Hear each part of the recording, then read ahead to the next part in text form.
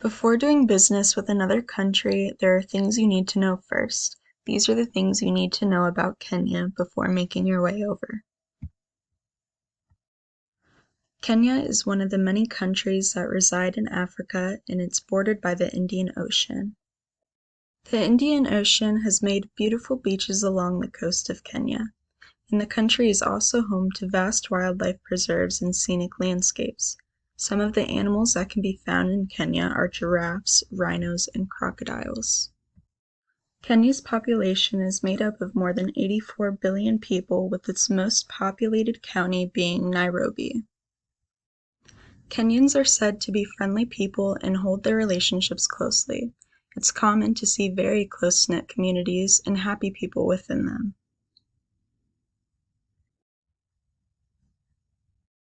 There are several trade blocs that take place with Kenya, such as the Multilateral Trade System and the World Trade Organization.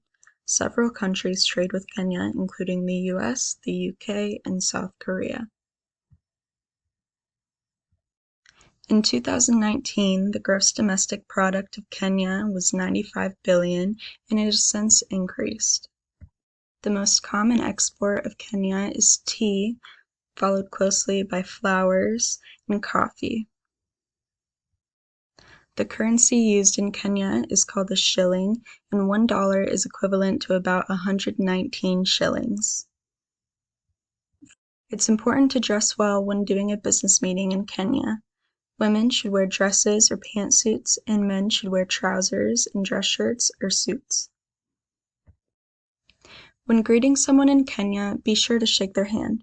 It's possible that they may follow that with jambo, which means how are you? Another thing to note when greeting someone in Kenya is that you don't want to rush this procedure.